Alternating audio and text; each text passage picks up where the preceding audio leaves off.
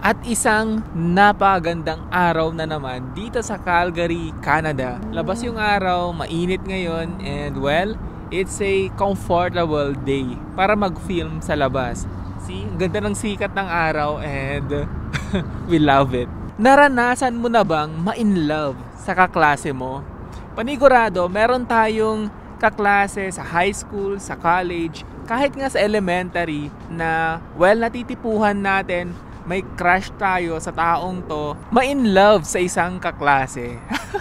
Sa tingin ko napagandang topic neto. Panigurado, nagkaroon na tayo ng crush sa school at hindi lang sa school kundi sa mismong classroom natin na kung saan kaklase mo yung taong to.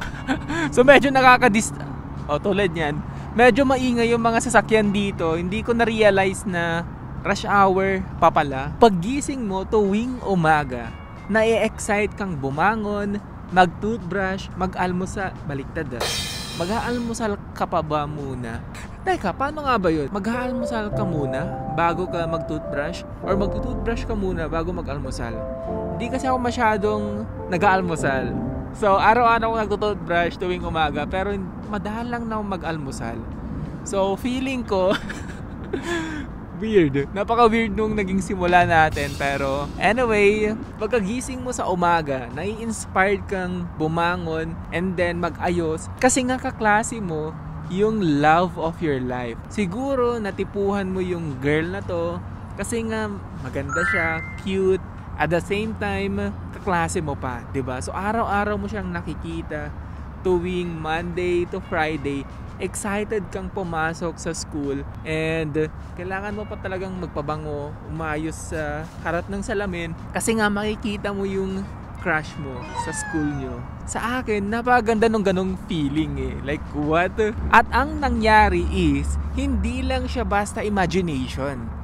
Dati, crush mo lang siya to the point na naging magkaibigan na kayo, naging close friends, na nagkaroon na kayo ng relationship. So, naging kayo na. From kaklase, na in love ka, and naging kayo. Napakaganda naman ng story na yon. Ngayon, sa tingin ko, lalo na sa mga high school lovers, napakaganda nung ganong klase ng concept Yung sinasabi ng karamihan na dapat unahin mo muna yung school, tama naman Hindi naman ibig sabihin na in a relationship ka, papabayaan mo na yung school mo, yung studies. Nasa tao pa rin yun kung ano yung gagawin mong priority, di ba? So yung spot natin ngayon is malapit siya sa highway, at the same time, malapit din sa airport. So medyo maingay, pasensya na. Sa tingin ko, hindi masyado mapipick up ng microphone kasi may dead cut siya. Hopefully ganun yung kaso. Imagine that. Every lunch, magkasama kayo. Kasi nga kaklase kayo, di ba? So from first subject hanggang sa last subject nyo, kayo yung magka-seatmate. Napakaganda namang experience nun. Sana all, di ba? Sana all my high school love story. Ngayon, I think every classroom may mga gantong klase ng love story, di ba? Na magkaklase sila and then, ayun, nagkatuluyan.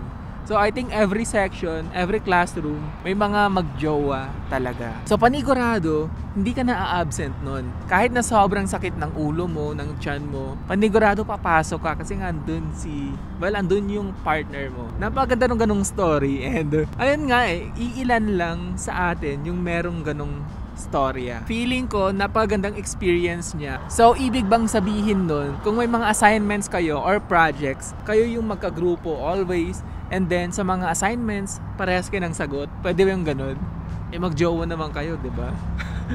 Alam ka naman, ipagkakait mo yung answer sa boyfriend, sa girlfriend mo. And then, hindi lang siya about sa lunch, tuwing recess na magkasama kayo. Siyempre, araw-araw, siya yung kapiling mo. Sa tingin ko, yung high school na love story, hindi lahat merong ganun right? Kasi nga dito pa yung mga traditional values natin na unahin mo muna yung school, yung pag-aaral mo, saka na yung mga boyfriend, girlfriend. Pwede namang pagsabayin sa tingin ko. Nasa tao na nga lang yun. Okay, like for example, tong girl na to or tong boy na to, masipag naman mag-aral. Hindi mo naman kailangang maging top 1 every time eh. Basta i-prioritize mo yung schoolworks mo, mga assignments, mga projects, and after mong magawa yung mga assignments mo, ayun, pwede ka nang makipag-text, makipag-chat, makipag-call sa boyfriend or girlfriend mo. Ngayon, kung nagka-first boyfriend or girlfriend ka sa college, wala namang problema eh, 'di ba? Pero ang mangyayari nun, marami kang pag-aaralan ulit sa relationship. Hindi naman siyang as in magkiklik ka agad. Kasi hindi madali eh, di ba? Hindi madaling pumasok sa isang relationship. Sa tingin ng iba, basta ligawan mo lang yung girl na to, and then pasiyahin mo siya, bigay mo yung mga gusto niya, magkiklik na kaagad. Hindi ganun eh. May mga hidden messages, may mga hidden hints? Minsan may mga ganun, yung isang babae na kailangan as a lalaki, mapi-figure out mo kung ano yung mali sa partner mo. Sa tingin ko, kailangan mo pa rin siyang pag-aralan, right? Ngayon, kung may experience ka na sa high school about sa relationship, basically, mas madali na lang siya. So, yun yung pinupunto ko, I guess. Kung late kang pumasok sa mga relationship na yan, hindi mo alam eh. Baka minsan yung toxic na trait pala ng tao, sobrang normalize mo na. Kasi nga sa tingin mo yun yung tama. And sa tingin ko, eto nga yung pinakamagandang era para magkaroon ka ng boyfriend or girlfriend. Why?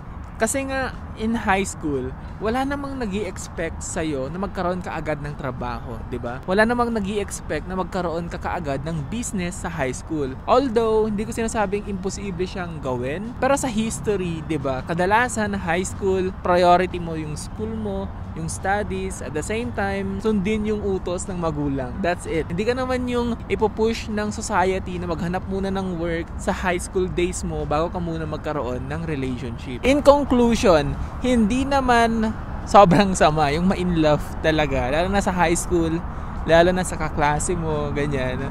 So, para sa akin, basta alam mo yung priorities mo, and at the same time, alam mo din yung mga dapat at hindi dapat gawin.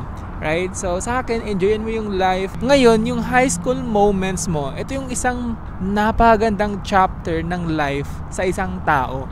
So, sa akin, huwag kang mag-make ng isang decision na pagsisisihan mo bandang huli. At the same time, kailangan mo ring enjoyin yung time mo, 'di ba? Kasi isang chapter siya ng buhay na kung saan, babalikan mo na lang siya someday through memories. And I hope na ginawa mo yung best mo para maka-achieve ng mga great memories na kung saan i-cherish mo siya sa buong life mo, right? At dito nagtatapos ang ating walang kwentang usapan na kung saan wala akong napulot na na something doon. But it's another day, and ang bilis na wala nung araw. As usual, ang lamig na naman ng temperature dito sa Canada. At syempre, hanggang sa ating next na walang kwentang usapan. Bye!